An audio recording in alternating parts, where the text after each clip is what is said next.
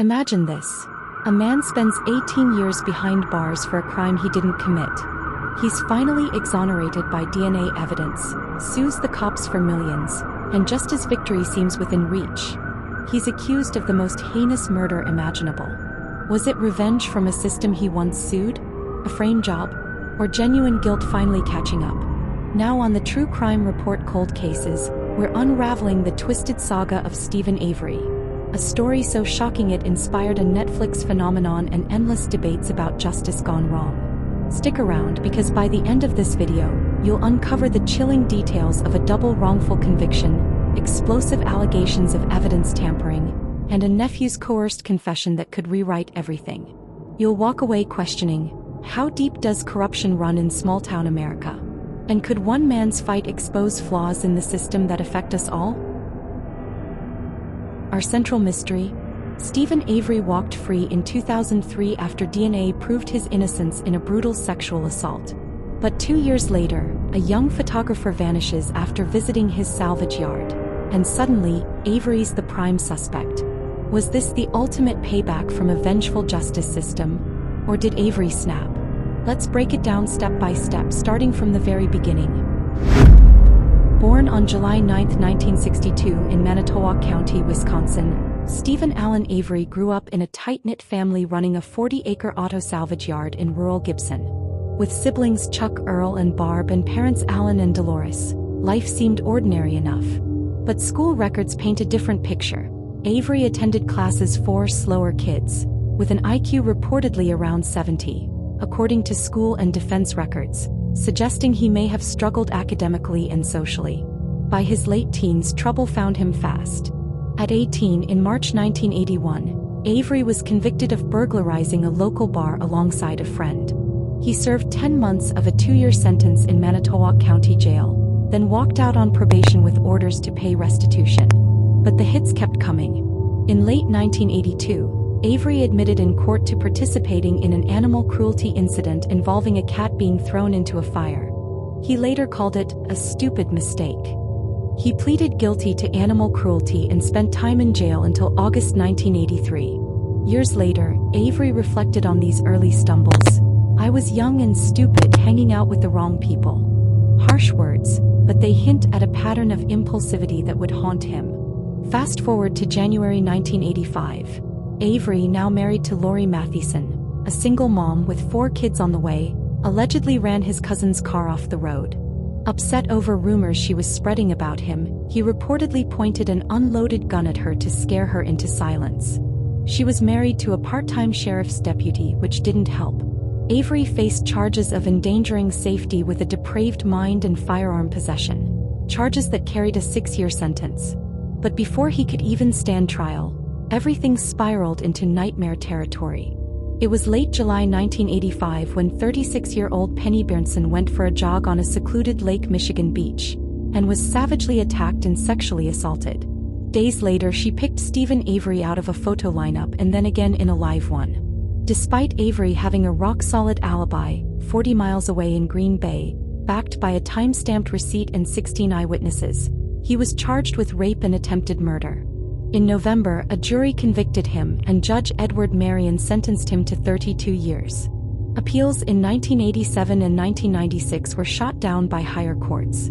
Avery insisted he was innocent, but the system didn't listen. Here's where it gets murky and deeply troubling. Around 1995, a Brown County detective alerted Manitowoc authorities that another inmate might have confessed to the beach assault. Deputies later said the lead was dismissed internally, with comments implying they already had the right guy. That right guy? It turned out to be Gregory Allen, a man with an uncanny resemblance to Avery, who'd assaulted a woman on the same beach just 2 years earlier. Allen was even under police watch for his history of attacks on women during Bernson's assault. Yet shockingly, he was never included in the lineups shown to the victim. Avery served 18 grueling years, 6 of them overlapping with his earlier firearm sentence, before the Wisconsin Innocence Project stepped in. In 2002, advanced DNA testing, unavailable in 1985, cleared Avery and pointed straight to Allen. Avery walked free on September 11, 2003. By then, his marriage had crumbled and he was estranged from his family. Allen, serving 60 years for an unrelated crime, was never charged in Berntson's case. The statute of limitations had run out.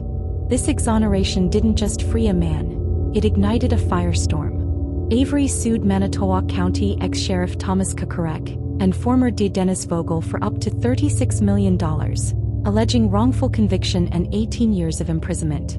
The case spotlighted flaws in eyewitness ID protocols, interrogations, and evidence handling.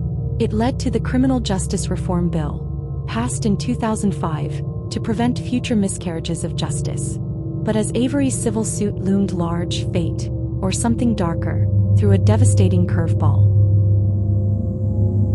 Enter Teresa Halbach, a 25-year-old freelance photographer from Wisconsin. On October 31, 2005, Halloween, her last scheduled appointment was at Avery's Auto Salvage to snap photos of a minivan his sister was selling on Autotrader.com. Halbach's RAV4 was later found hidden on the Avery property, with blood traces matching both her DNA and Avery's inside, according to investigators. Charred bone fragments turned up in a burn pit near his trailer. Avery was arrested on November 11 for murder, kidnapping, sexual assault, mutilation of a corpse, and illegal firearm possession as a felon. Avery cried frame up from day one, claiming it was retaliation for his lawsuit. Manitowoc County handed the probe to neighboring Calumet County to avoid bias, but Manitowoc deputies still joined searches of Avery's property under Calumet supervision. And here's the bombshell that had jaws dropping. During one such search, a Manitowoc deputy reported finding Halbach's car key in Avery's bedroom, a discovery the defense later argued could have been planted. Avery's defense team screamed conflict of interest and possible tampering. But wait, it gets even more explosive. Avery's lawyers spotted something fishy in an old evidence box. A 1996 vial of Avery's stored blood showed a puncture in the rubber stopper, something the defense argued proved tampering, though the prosecution disputed that claim. They alleged someone may have siphoned blood from it and planted it in Halbach's RAV4. The prosecution countered with FBI testing that found no EDTA, a preservative from stored blood, in the RAV4 samples. The defense, however, maintained that the test didn't rule out contamination or planting. Doubts lingered, especially after the Netflix spotlight. And then there's Brendan Dassey, Avery's 16-year-old nephew. In March 2006, after hours of interrogation without a parent or lawyer, Dassey gave a confession describing involvement in the crime, a statement he later recanted, claiming coercion. Dassey was charged as an accessory, convicted separately of murder, rape, and mutilation, and sentenced to life. Avery's trial followed in March 2007. Kidnapping and sexual assault charges dropped, but he was found guilty of first-degree murder and firearm possession. Judge Patrick Willis sentenced Avery to life in prison without parole, plus 5 additional years for firearm possession. Avery's been in the system ever since. Boscobel, Waupun, now Fox Lake Medium Security since 2022. That key in the bedroom? The punctured blood vial? The nephew's shifting confession? These aren't just twists. They're turning points that still divide people. Was Avery framed again, or was the evidence too strong to ignore? The fight didn't end in court. Avery's 2011 state appeal for a new trial was denied. The Wisconsin Supreme Court followed in 2013. Enter powerhouse attorney Kathleen Zellner in 2016, teaming with the Midwest Innocence Project.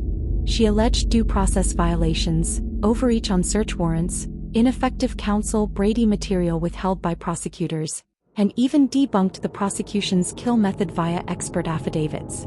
In 2017, she dropped a 1,272-page bombshell motion, claiming planted evidence and false testimony, seeking a new trial in the interests of justice. The circuit court denied it without a hearing, but in 2019, appeals granted an evidentiary remand. Zellner dug deeper.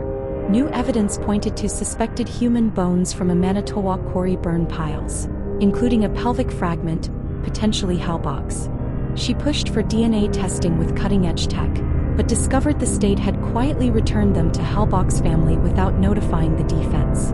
Zellner called it a sneaky Arizona versus Youngblood violation, destroying exculpatory evidence. A document described as a ledger sheet later surfaced, which Zellner cited as supporting her claim about the bone evidence handling. By 2021, appeals courts upheld the denial, stating Zellner's filings contained mischaracterizations of prior rulings, though she continues to seek a new trial. Undeterred, in 2022, Zellner filed a third motion, 149 pages alleging Bobby Dassey, Brendan's brother and a prosecution witness, might be linked to the murder via new witnesses and withheld exculpatory evidence. Dassey's saga?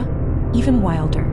A federal judge tossed his conviction in 2016 for a coerced confession, but the Seventh Circuit reinstated it 4-3 in 2018. The Supreme Court denied cert in June that year.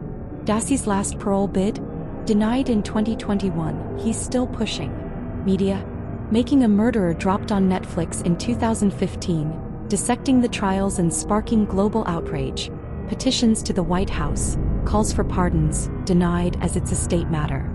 Season 2 hit in 2018. But backlash brewed. Ex-fiancée Jody Stachowski, featured as supportive, later recanted to H&N's Nancy Grace, alleging Avery threatened her life and family, calling him a monster who felt all women owed him for his first wrongful stint. A 2023 Daily Wire doc, Convicting a Murderer by Candace Owens, slammed Netflix for bias. Even a juror whispered to filmmakers of feeling intimidated into guilt, though others disputed it. As of early 2023, Avery and Zellner continue to fight for a new evidentiary hearing. This case isn't cold, it's an ongoing battle over truth and justice. So, what really happened to Teresa Halbach? Did a flawed justice system fail him twice? Or did Avery's past lead to an unthinkable crime? The evidence, allegations, and appeals leave us in gray, reminding us that justice isn't always black and white. If Avery's story gripped you, drop a comment. Team Frame Up or Team Guilty? Hit like if you're Team Truth and subscribe for more deep dives into cases that challenge everything we believe. Thanks for joining the True Crime Report Cold Cases. Craving more American enigmas? Head to our playlist on the True Crimes in America right now. Turn on notifications so you never miss a twist. Stay curious, stay safe, and we'll see you in the next deep dive.